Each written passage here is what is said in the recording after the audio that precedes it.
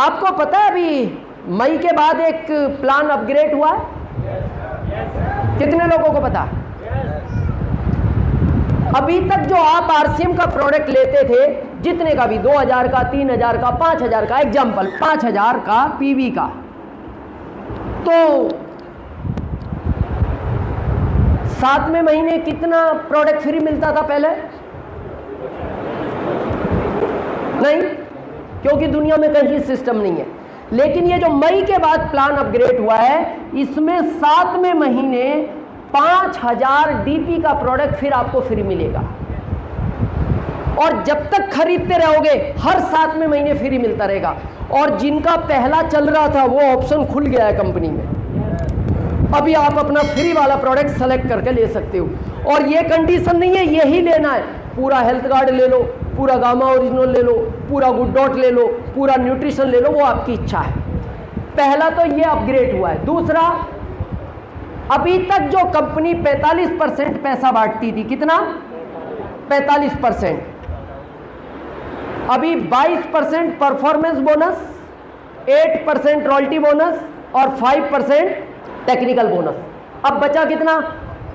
10। अब 10 कहां से आएगा?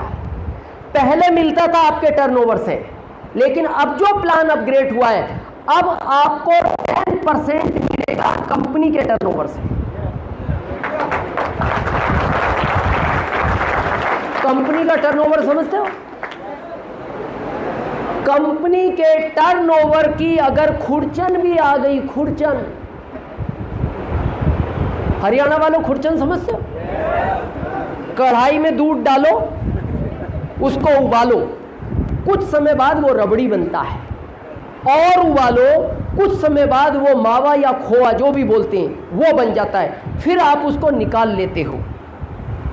लेकिन एक बुजुर्ग बाद में बोलता है, थोड़ा सा पलटना और घुमा ले, मेरे को खुरचन नजर आ रही है, थोड़ी और निकल सकती है। वो खुरचन होती है जिसको हमने वेस्टेज समझ के छोड़ दिया। लेकिन आरसीएम के टर्नओवर की अगर खुरचन भी आपके घर आ गई तो आपकी 7 पीढ़ियों में कोई गरीब बच्चा जन्म नहीं लेगा, खाली खुरचन। रॉयल्टी अभी तक कितने टर्नओवर से मिलती थी? 5 लाख से, क्योंकि आपका अधिकार ही 5 लाख की रॉयल्टी पे था, क्योंकि आप तो अभी 2 साल पहले ही ज्वाइन हुए हो। लेकिन अब आपको पैसा वत्स साहब के टर्नओवर से भी मिलेगा, अत्री साहब के टर्नओवर से भी मिलेगा, कोठारी साहब के टर्नओवर से भी मिलेगा, अगले महीने जो 24 को आ रहे केसी सर के टर्नओवर से भी मिलेगा, दिनेश चौधरी के भी टर्नओवर से मिलेगा। अब आपको भारत के किसी भी कोने में जिसको आप नहीं जानते वो भी आरसीएम कर रहा है, उसके टर्नओवर का भी पैसा अब आपको आएगा।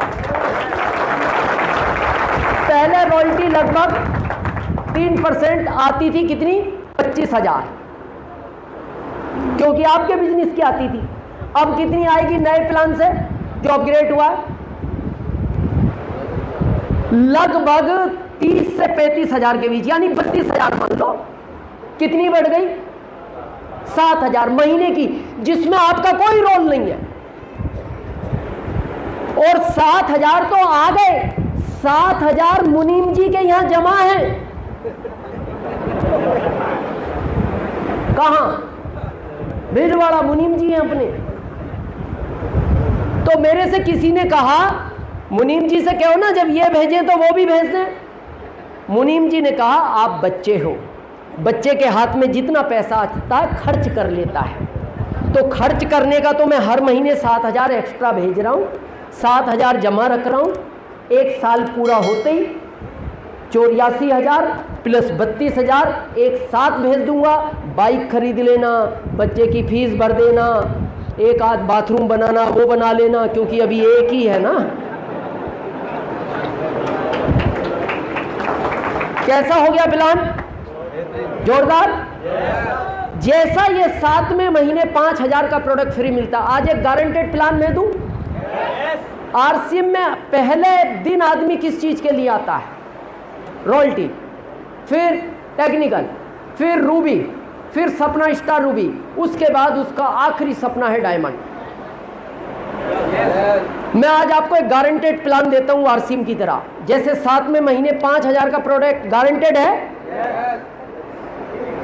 जितने लोग आज इस हॉल में हैं, आपको डायमंड जाने से कोई रोक नहीं सकता। आज मैं वो गारंटेड प्लान आपको देता हूं। डायमंड की इनकम पता है? 25 लाख टीडीएस काट के, ये थी मई के प्लान के पहले। मई से नया हो गया, अब इनकम हो गई है 30 से 35 लाख पर मंथ टीडीएस काट के, 10 लाख एक्स्ट्रा लगभग, और 10 लाख ही हर महीने मुनीम जी के पास जमा। चाहते हो ऐसी पिन? मैं दूं एक प्लान? कितने लोगों को आज आपने यहां बुलाया था? जैसे मैंने कहा ना, जब मैंने करण जी को देखा मेरे को आश्चर्य हुआ, पर करण जी को किसने बुलाया? मेरे को नहीं पता किसने बुलाया, मैं अभी भी नहीं जानता, पर मैंने इनको देखा। किसी ने कहा होगा, आपको बुलाया, किसी ने कहा होगा, पर आपने जितने लोगों को कहा सब आए? नहीं आए। मैं गारंटेड दिखाता हूं आपको, अगर आज आपने 10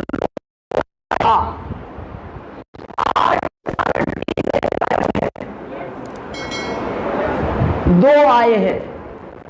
आप सोच रहे होंगे आपको कैसे पता प्लान का फरीदाबाद में 8 गारंटी से गायब है? यह प्लान पूरे भारत में काम करता है, 21 साल से मेरे साथ भी है। अब विषय सोचने का यह है, 2 क्यों आए हैं, 8 क्यों नहीं आए? 2 आए हैं, 8 क्यों नहीं आए? उसकी बगैर मर्जी के इस दुनिया में पत्ता नहीं हिलता। दिनेश चौधरी फरीदाबाद में आने वाला था अप्रैल में 2024, आ कब गया? अगस्त 27 को। क्यों हुआ ऐसा? क्यों उस ऑडिटोरियम का कैंसिल होना था? उसकी मर्जी थी कि फरीदाबाद में यही तारीख होगी। ये 2 जो आए हैं ये भी उसने बुलाए हैं, ये 8 जो नहीं आए ये उसने नहीं बुलाए। 2 को क्यों बुलाया है?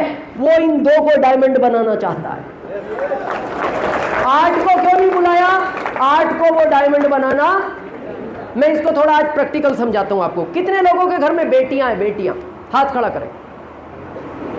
हाँ, लगभग सभी घर में। जिस लड़के के साथ उसकी शादी होगी वो लड़का इस दुनिया में वो 2 साल पहले भेज चुका है। ये उसका गारंटेड प्लान है। प्लान कैसा है उसका? ये गारंटेड। कहां है वो लड़का? वो जानता है, आप नहीं जानते।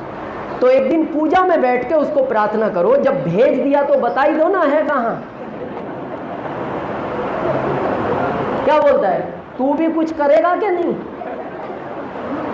भेज मैंने दिया बना के, ढूंढ तो तू। और ढूंढते हो आप कहां? जहां भी कोई थोड़ा सा कहता है कि भाई साहब लखनऊ में अच्छा लड़का है, जाते हो क्या? नहीं। क्यों गए? क्यों?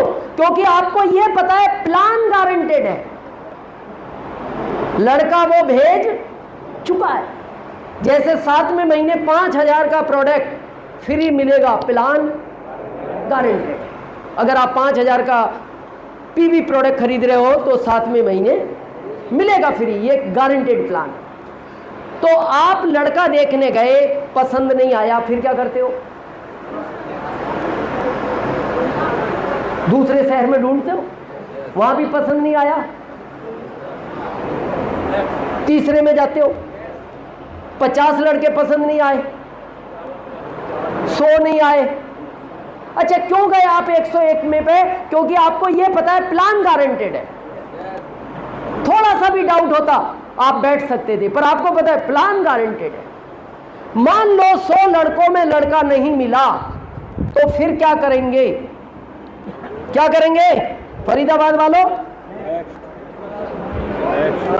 101 में, या फिर लड़की को बोलेंगे बेटा प्लान कैंसल अब, मैंने बहुत मेहनत कर ली, मैं थक चुका हूं। ढूंढोगे? तो मैं आपसे एक प्रश्न पूछता हूं, एक लड़की के लिए अगर 100 लड़के ढूंढ सकते हो तो अपनी 7 पीढ़ियों के लिए 2 क्यों नहीं ढूंढ सकते? 2 नहीं ढूंढ सकते। और ये है आरसीएम में अगर वो आपको ले आया तो उसने आपके वो 2 तैयार कर रखे हैं जो आपको डायमंड बनाएंगे। बुलाए इसलिए 2 को है, अगर 8 के भी तैयार होते तो ये 8 भी आते। इनके उसने तैयार नहीं किए। कितने लोगों के घर में बेटी नहीं है? वो हाथ खड़ा करें। मेरे घर में भी नहीं है। 10-12 हाथ है, बेटियां पूरा हॉल था। आप सोचो आपके घर में बेटी क्यों नहीं है? मेरे में भी नहीं है। वो कह रहा है मैंने अभी वो लड़का बनाया ही नहीं। जब लड़का नहीं भेजा, लड़की कैसे भेज दूंगा? जिस दिन लड़का भेज दूंगा इस दुनिया में, उसके 2 साल बाद तेरे घर में बेटी भी भेज दूंगा। यानी जिन 8 को नहीं बुलाया वो कहता है इनके अभी वो 2 तैयार नहीं किए जो इनको डायमंड बनाएंगे। आपको उसने बुलाया ही इसलिए है क्योंकि उसने भारत में वो 2 लोग आपके तैयार कर रखे हैं जो आपको डायमंड बनाएंगे। अब आप भी प्रार्थना करो बैठ के, जब 2 भेज दिए तो बता भी दे लखनऊ है कि वाराणसी है। वो कहता है फिर तू क्या करेगा? मैंने भेज दिए, ढूंढ तो सही। फरीदाबाद में ढूंढ, नहीं मिलते पलवल जा, नहीं मिलते गुड़गांव जा, नहीं मिलते दिल्ली जा, नहीं मिलते मेरठ जा, नहीं मिलते लखनऊ चला जा, नहीं मिलते वाराणसी जा, नहीं मिलते कानपुर जा, नहीं मिलते मुगलसराय जा, नहीं मिलते बॉम्बे चला जा, कहीं नहीं मिलते रतलाम आओ, हम ढूंढेंगे। हमारा काम ही लड़के ढूंढने का है। 21 साल में इस भारत को 25 लाख लड़के ढूंढ के दिए हमने, 25 लाख। तो फिर आपके 2 भी हम ढूंढ ही देंगे, पर आपकी भी तो इच्छा होनी चाहिए। इनकी थी तो इन सबको मिले हैं। जगदीश जी ने देखे नहीं साइड में कैसे थे 2, इच्छा थी तो मिल गए। अच्छा, कई बार ऐसा नहीं होता, आप जब लड़का ढूंढ के आते हो तो पत्नी को आके क्या बोलते हो? सब कुछ अच्छा था, परिवार अच्छा था, जॉब अच्छा था, लड़का थोड़ा जमा नहीं। क्यों नहीं जमा? वो कह रहा है ये वो है ही नहीं जो मैंने तेरी लड़की के लिए बनाया है, ये वो नहीं है, इसलिए आपको पसंद नहीं आया। कई बार देखना, आप लड़का भी पसंद आ जाता है, परिवार पसंद नहीं आता। कहीं दोनों पसंद आ जाते, लड़के का काम पसंद नहीं आता। कहीं तीनों पसंद आ जाते, लड़के के रिश्तेदार पसंद नहीं आते। कहीं चारों पसंद आ जाते, लड़के का आदतें पसंद नहीं आती। क्या कारण है? वो कह रहा है ये वो नहीं है। बहुत लोग 2-3-4 महीने होते हैं आरसीएम में, और कई बार आपको भी बोलते होंगे आपकी लाइफलाइन, क्या बोलते हैं? सर मेरे ग्रुप में 10 लोग हैं, काम ही नहीं कर रहे। अरे इसमें वो 2 है ही नहीं।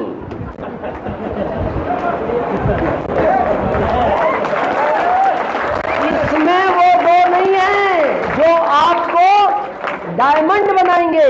और याद रखना, ये इतने सीनियर बैठे हैं, आरसीएम में जिस दिन भी आप डायमंड बनोगे, आपको पूरा ग्रुप कभी डायमंड नहीं बनाएगा। आपके ग्रुप में 2 ही लोग आपको डायमंड बनाएंगे, जिस दिन भी बनाएंगे, सिर्फ 2 लोग। वह साहब जब डायमंड बने थे, 2 ही नाम थे, राकेश शर्मा जी और अत्री साहब। जब भी भारत में नाम आता है, वह साहब डायमंड बन गए 2 लोगों की वजह से। कौन? राकेश शर्मा जी और अत्री साहब। बहुत लोग, मेरे को दुख होता है कई बार, थोड़े दिन बिजनेस किया, नहीं मिले, छोड़ दिया। ये जो दिनेश चौधरी आपके सामने खड़ा है ना, मेरा कभी कंपनी में इतिहास पूछना या मेरी पत्नी से पूछना, मेरे ग्रुप के अंदर 7,000 लोगों तक किसी ने भी काम नहीं किया था। 70 नहीं,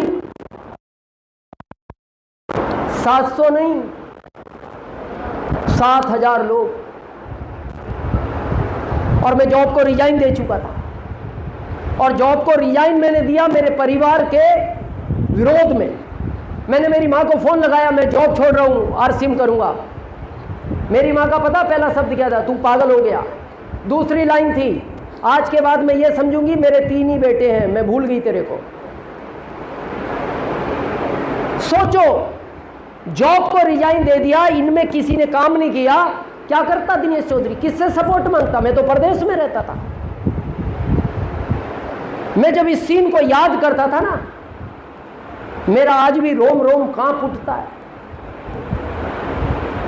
मैं पूरे दिन चाय पी के काम चलाता था, क्योंकि खाने के मेरी जेब में पैसे नहीं हुआ करते। मैं घर आके ही खाना खाता था, और जब मैं खाना खाने बैठता था ना और मैं फील्ड की कहानी याद करता था, मेरी आंख से आंसू टपकते थे और मेरी सब्जी में गिरते थे, और उस सब्जी को मैं फिर खा जाता था। और याद रखना, जिंदगी में आप सबसे कुछ भी छिपा सकते हो, पत्नी से कभी नहीं छिपा सकते। पत्नी, सिर्फ एक पत्नी की आदत होती है, वो बोलती नहीं, देखती सब है। और वो इस सीन को देखती थी। 1.5 महीने के बाद एक दिन मेरी पत्नी से मेरे से कहा, वो अच्छे परिवार से है, जहाँ उसका जन्म हुआ उसने बचपन से कार और बंगले देखे थे। मैं थोड़ा हल्की फैमिली से था उनके सामने। अब वो मेरे साथ किराए के रूम में, क्योंकि मैं थोड़ा सिद्धांतवादी व्यक्ति था, ईमानदारी और लोगों की सहायता करने के लिए, इसलिए प्रोग्रेस नहीं हो पाई। तो एक दिन उसने मेरे से कहा, देखो जीवन में मैंने आपसे कुछ मांगा नहीं, मैं जिस परिवार से आई हूँ हर जगह मैं आपके साथ एडजस्ट किया है। मैं ज़िंदगी में एक चीज़ मांगना चाहती हूँ, मैंने आज तक आपसे कुछ नहीं मांगा, अगर दे सकते हो तो मैं मांगूँ। तो मैंने कहा पहले बताओ। बोले नहीं, मैं बताऊंगी नहीं, आप वादा करो, अगर देना चाहते हो तो मैं कहूँ, और नहीं देना चाहते तो मैं बात भी नहीं करना चाहती। फिर मेरे को लगा इतना जीवन इसने मेरे साथ बिताया, मैंने कहा नहीं ठीक है, कहो तुम, मैं दूंगा। बोले प्रॉमिस करो। मैंने कहा मैं प्रॉमिस करता हूँ। उसने कहा मेरा आपसे एक ही निवेदन है, आज के बाद आप आरसीएम छोड़ दो।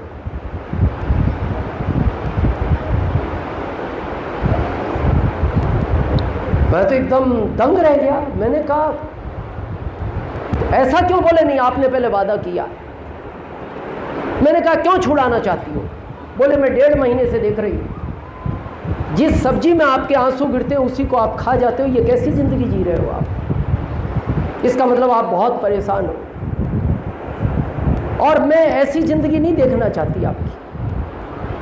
फर्क यह है, गवर्नमेंट जॉब आपको नहीं मिलेगा, प्राइवेट मिलेगा। जब मैंने इतनी ज़िंदगी आपके साथ निकाली है, मैं और भी निकालूंगी, और मैं कभी आपसे शिकायत नहीं करूंगी, मेरे पास ये नहीं है। पर आज के बाद आरसीएम में। मैंने कहा क्यों सरोज?